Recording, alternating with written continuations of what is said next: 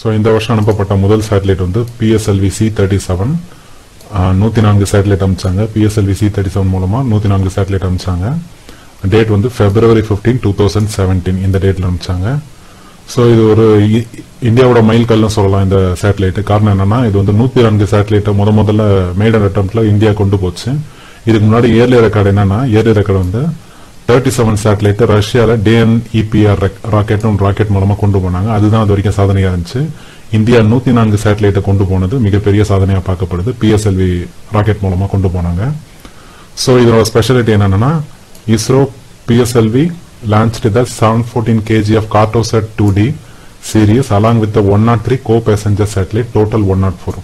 So இந்தியாவோட சேட்டலைட்டான Cartosat 2D ஒரு சேட்டலைட்டும் கூட 103 அதர் சேட்டலைட்டும் சேர்த்து மொத்தம் 104 சேட்டலைட் அனுப்பப்பட்டது. ஸோ இந்த நம்ம இந்தியாவில் சார்பாக அனுப்பப்பட்ட அந்த Cartosat 2Dயோட பேசிக்கான நீட் என்னன்னா அதோட லேண்ட் இன்ஃபர்மேஷன் சிஸ்டம் மற்றும் ஜியாகிரபிக் இன்ஃபர்மேஷன் சிஸ்டம் வந்து இந்தியாவில் ஃபைண்ட் பண்ணதுக்காக நில மற்றும் புவியியல் சம்பந்தமான தரவுகளை கொடுக்கறதுக்காக இந்த Cartosat 2D அனுப்பப்பட்டது. மேலும் இதுல வந்து இன்னொரு அமெரிக்காவோட சேட்டலைட் ஒன்று அனுப்பிச்சாங்க. அது என்னன்னா the Dove satellite for US used to the photograph of the earth for the commercial and the environmental purposes. Commercial பர்பஸ்க்காகவும் என்விரான்மெண்டல் பர்பஸ் சுற்றுச்சூழல் சம்பந்தமாகவும் டவ் சேட்டலைட்டை US சார்பா நம்ம அனுப்பிச்சோம். அதே 104 சேட்டலைட்ல ஒரு சேட்டலைட்டா நம்ம பார்த்தோம் இல்லைங்களா. அந்த 104 சேட்டலைட்டோட மொத்த wait எவ்வளோன்னா the total weight of 104 satellite carried on board on PSLV C-37 இதோட மொத்தமா சேர்த்து 1378 கிலோ இருக்கு. ஸோ இந்தியா Cartosat 2D மட்டும் அனுப்பல, அதோட சேர்த்து 2 நானோ சேட்டலைட் அனுப்பிச்சாங்க. அந்த 2 நானோ சேட்டலைட் இஸ்ரோ அனுப்பிச்சதோட நேம் என்னன்னா INS-1 INS-2 2 சேட்டலைட் அனுப்பிச்சாங்க. ஸோ இந்தியா மொத்தம் 3 சேட்டலைட் அனுப்பிச்சாங்க. ஒன்னு வந்து Cartosat 2D, ஒன்னு INS-1, இன்னொன்னு INS-2 2 நானோ சேட்டலைட் அனுப்பிச்சாங்க. மிச்சம் இருக்க 101 சேட்டலைட்ல எந்தெந்த நாடு அனுப்பிச்சுன்றது நம்ம இப்ப பார்ப்போம். ஸோ இது அமெரிக்கா சார்பா 96 சேட்டலைட்டையும், நெதர்லாந்து சார்பா 1 சேட்டலைட்டையும், சுவிட்சர்லாந்து சார்பா 1 சேட்டலைட், இஸ்ரேல் 1, கசகஸ்தான் 1 மற்றும் யுனைடெட் அரபு அமீரகம் சார்பா 1 சேட்டலைட்டும் மொத்தம் சேர்த்து 104 சேட்டலைட்டை நாம அமைச்சோம். இந்தியா சார்பா 3 சேட்டலைட்டையும் 96 US. இப்போ மேஜர் காம்போசிஷன் யார் பார்த்தா US தான் 96 சேட்டலைட்டை நம்ம அனுப்பியிருக்கோம். ஸோ அடுத்ததான் நம்ம அனுப்பிச்ச சேட்டலைட் வந்து GSLV launches South Asian satellite ஆன் என்னைக்கு அனுப்பினா May 5, 2017 சவுத் ஏஷியன் சேட்டலைட் அனுப்பிச்சாங்க. ஸோ இந்த சேட்டலைட்டுக்கு முதல்ல வச்ச பேர் வந்து சார்க் சேட்டலைட்னு வச்சாங்க. சார்க் நாடுகளுக்காக இந்தியா பிரத்யேகமா தன்னோட ஒட்டுமொத்த செலவையும் தானே ஏற்றுக்கிட்டு இந்த சேட்டலைட் அனுப்பத்த ஒரு ஐடியா இருந்துச்சு. ஆனா பாகிஸ்தான் வந்து இதுல இருந்து பின்வாங்கினதால அந்த நேம் பாகிஸ்தான் சார்க் கண்ட்ரிஸ் இருக்கிறதால இந்த சேட்டலைட்டுக்கு வந்து சார்க் சேட்டலைட் வைக்க முடியாதுன்றதுக்காக சவுத் ஏஷியன் சேட்டலைட் மாத்தி வச்சாங்க. ஸோ இந்த சேட்டலைட் பேர் வந்து GSAT-9. சவுத் ஏஷியன் சேட்டலைட்டோட நேம் வந்து GSAT-9. இது அனுப்பப்பட்ட ராக்கெட் வந்து GSLV F-09. ஸோ அந்த GSAT சேட்டலைட்டோட வெயிட் என்னன்னு பார்த்தா 2230 kg வந்து வெயிட்டா இருக்கு. ஸோ இதனோட ஒட்டுமொத்த செலவு எவ்வளோன்னு பார்த்தா 235 crore. So initially it is known as SAARC satellite அழைக்கப்பட்டது. பின்னாடி பாகிஸ்தான் வந்து தான் அதுல பங்கேற்க விரும்பாதால இது சவுத் ஏஷியன் சேட்டலைட் அழைக்கப்பட்டது. ஸோ இந்த சார்க் சேட்டலைட் அனுப்பிச்சாங்க இல்லைங்களா, இந்த சவுத் ஏஷியன் சேட்டலைட் இதனோட ஆயுட்காலம் எவ்வளோன்னு பார்த்தா 12 ஆண்டு காலம். இதனோட முக்கியமான எய்ம் என்னன்னு பார்த்தா to provide the communication application இந்த KU band for the user nation. So எந்தெந்த நாடுகளுக்கு அதாவது சார்க் கான்டினென்ட்ஸ்ல பாகிஸ்தான் நீக்கப்பட்ட மீதி உள்ள நாடுகளுக்கு KU பேண்ட் சீரியஸ்ல கம்யூனிகேஷன் தொலைத்தொடர்பு சாதனங்களுக்கு உபயோகப்படுத்த விதமா இந்த சேட்டலைட் அனுப்பப்பட்டது.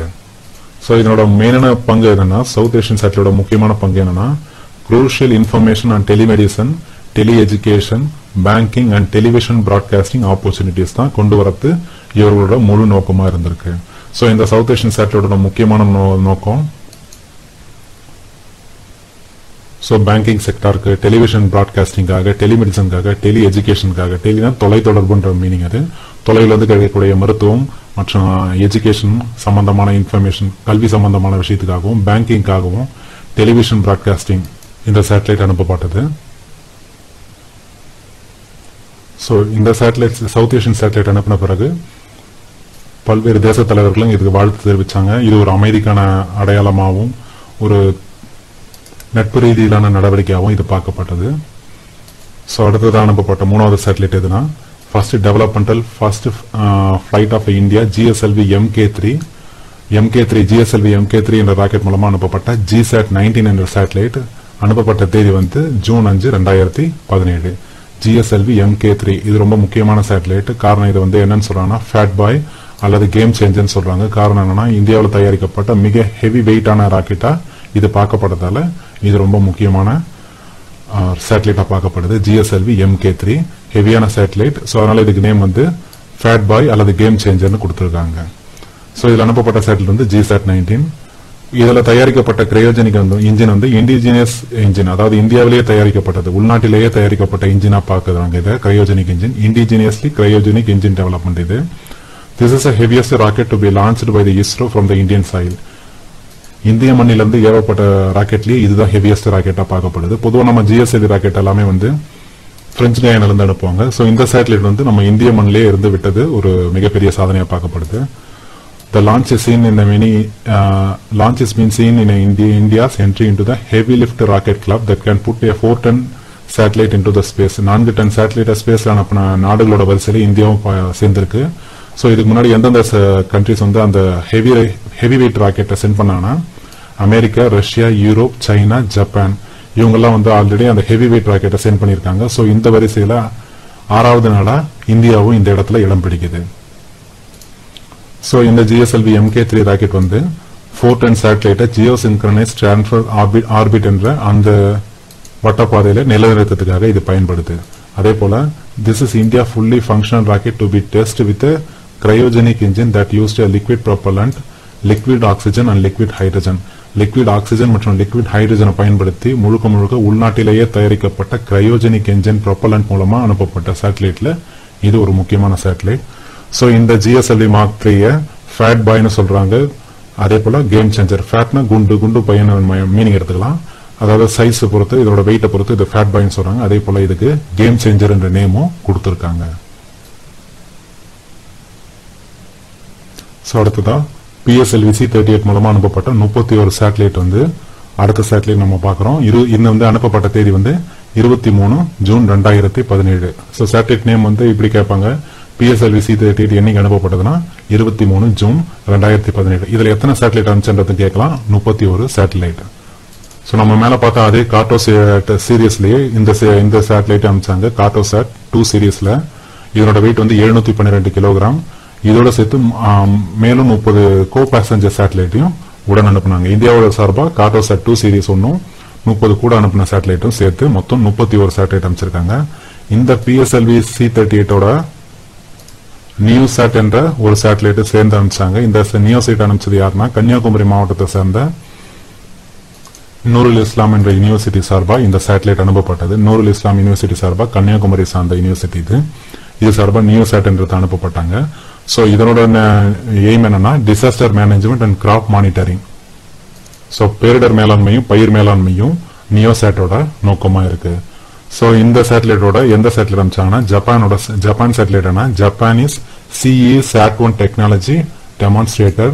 அதோட ஆஸ்திரியாவை சேர்ந்த ஆஸ்திரியன் ATO-3 பெகாசஸ் என்ற ரிசர்ச் சேட்டலைட்டும் அமெரிக்காவை சேர்ந்த Cicero 6 weather சேட்டலைட்டும் அனுப்பிச்சாங்க. ஜப்பானோட CE-SAT-1, ஆஸ்திரியாவோட ATO-3 Pegasus சேட்டலைட்டும் அமெரிக்காவை சேர்ந்த சிசேரோ 6 வெதர் சேட்டலைட்டும் அனுப்பிச்சாங்க. ஸோ நம்ம இந்தியா சார்பாக அனுப்பப்பட்ட ஒரு சேட்டலைட் வந்து சொன்னேன் இல்லைங்களா, நியூசாட்னு ஒன்று. நியூசாட் பிளஸ் கார்டோசாட்டோட 2E. போன தடவை அமைச்சது 2D, இது வந்து 2E.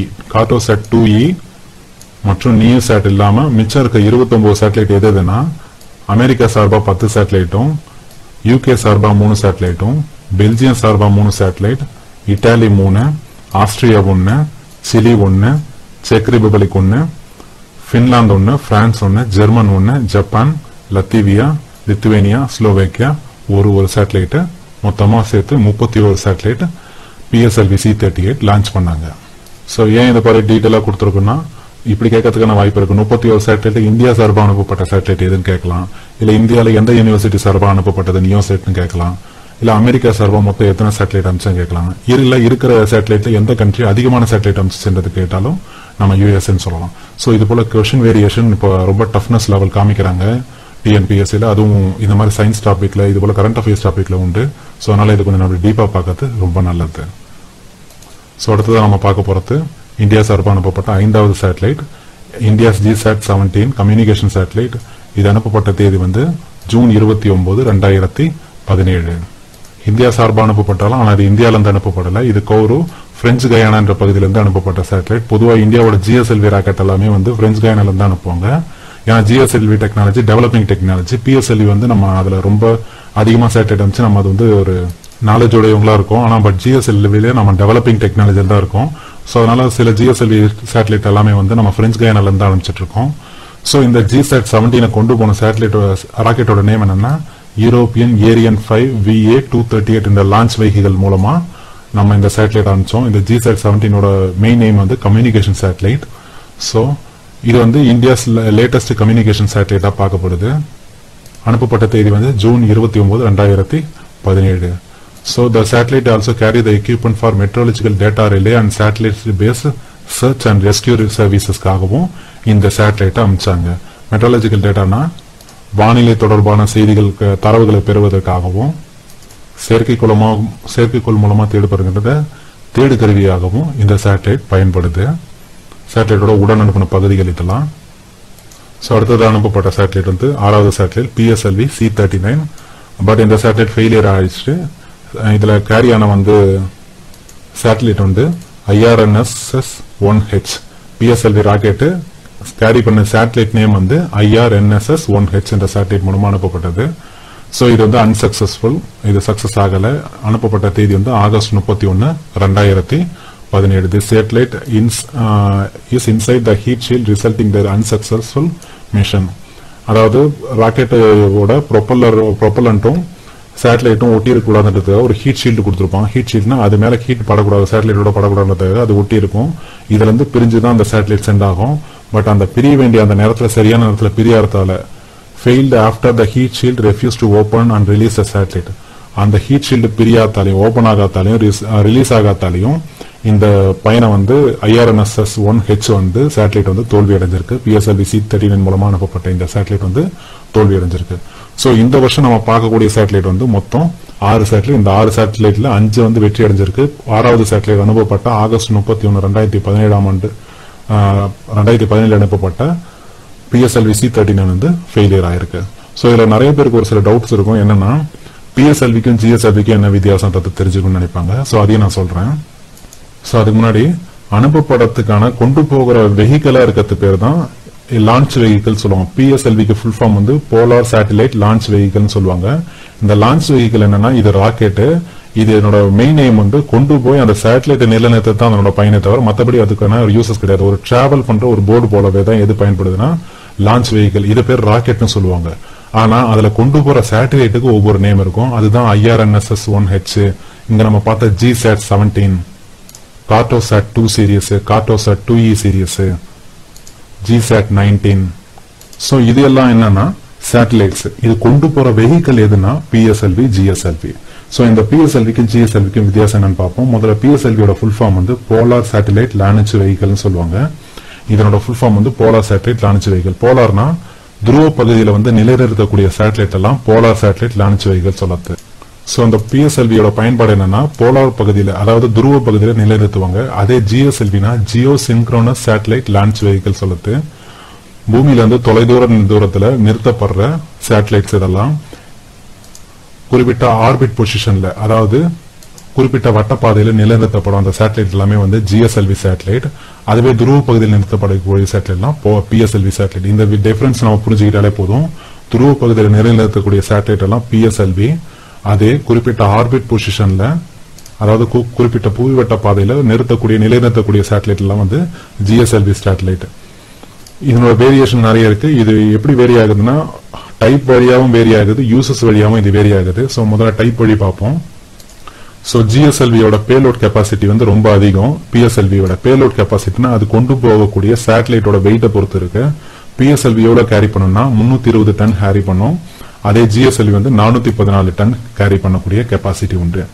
GSLV இன்ஜின் யூஸ் பண்ணது வந்து கிரையோஜெனிக் ஃபியூயல். PSLV கிரையோஜெனிக் ஃபியூயலை யூஸ் பண்ணதில்ல. கிரையோஜெனிக் இன்ஜின்னா மிக குளிர்ந்த அளவு டெம்பரேச்சர் உடைய நேரத்துல இக்னைட் ஆகக்கூடிய ஃபியூயல் எல்லாம் வந்து கிரையோஜெனிக் ஃபியூயல்னு சொல்லுவாங்க. அதுதான் பார்த்தா லிக்விட் ஆக்சிஜன், லிக்விட் நைட்ரஜன் இதெல்லாம் வந்து கிரையோஜெனிக் இன்ஜின் மூலமா இயக்கக்கூடியது. இந்த இன்ஜின் இந்த ஃபியூயலை யூஸ் பண்ற வெஹிக்கிள் எதுனா GSLV. நல்லா தெரிஞ்சுக்க வேண்டிய விஷயம். PSLV பழைய டெக்னாலஜி, GSLV நியூ டெக்னாலஜி. அப்படி சிம்பிளா புரிஞ்சுக்கிட்டாலே போதும். ஸோ ஜிஎஸ்எல்வில வந்து 3 ஸ்டேஜ் இருக்கு, பிஎஸ்எல்வில வந்து 4 ஸ்டேஜ் இருக்கு. அது என்னன்னு பார்ப்போம். ஜிஎஸ்எல்வில மொதல் 3 ஸ்டேஜ் எதுனா, முதல்ல சாலிட் ஃபியூலும், ரெண்டாவது லிக்விடும், மூணாவது கிரையோஜெனிக் ஃபியூலும் யூஸ் பண்ணுவாங்க மோட்டார்ல, ராக்கெட் மோட்டார்ல. அதுவே பிஎஸ்எல்வில 4 ஸ்டேஜ் இருக்கு. இதுல வந்து 1வது மற்றும் 3வது ராக்கெட் வந்து சாலிட் ராக்கெட் மோட்டார் வந்து சாலிட் ஸ்டேஜ்லயும், 2வது மற்றும் 4வது ராக்கெட் என்ஜின் வந்து லிக்விட் ஃபார்மேட்லயும் யூஸ் பண்ணுவாங்க. சோ இதுக்கான ரொம்ப வேரியேஷன் நம்ம தெரிஞ்சுக்க வேண்டியது. GSLV 3 stage rocket, PSLV 4 stage rocket. இது சாலிட், லிக்விட், கிரையோஜெனிக் யூஸ் பண்ணுவாங்க ஜிஎஸ்எல்வில. பிஎஸ்எல்வில ஃபர்ஸ்ட்டுக்கும் தேர்டுக்கும் சாலிடு, செகண்டுக்கும் ஃபோர்த்துக்கும் லிக்விட் யூஸ் பண்ணுவாங்க. இதுதான் அதோட மெயினான இது நீடு. அடுத்ததா PSLV is designed to deliver earth observation and remote sensing. இது போலார் பகுதியில் நிலைநிறுத்தப்படத்தால எர்த் அப்சர்வேஷனுக்காகவும் ரிமோட் சென்சிங்காகவும் பயன்படுது. ஆனா ஜிஎஸ்எல்வி வந்து கம்யூனிகேஷன் பர்பஸ்க்காக, தொலைத்தொடர்புக்காக பயன்படுது. இதுதான் இதோட முக்கியமான பங்கு. ஏன்னா ஜிஎஸ்எல்வி ராக்கெட்ஸ் வந்து ஸ்டேஷனரியா ஒரே இடத்துல நிற்கும். இதுதான் மெயினா நம்ம தெரிஞ்சுக்க வேண்டிய விஷயம். ஜிஎஸ்எல்வி ராக்கெட்ஸ் ஸ்டேஷனரியா ஒரே இடத்துல ஸ்டேபிளா இருக்கும். சோ பூமியோட ரொட்டேஷனோட சேர்த்தே அது ரொட்டேட் ஆகிறதால, நிலைநிறுத்தப்படத்தால நம்மளோட கம்யூனிகேஷனுக்காக பயன்படுற ராக்கெட் வந்து ஜிஎஸ்எல்வி ராக்கெட்ஸ்.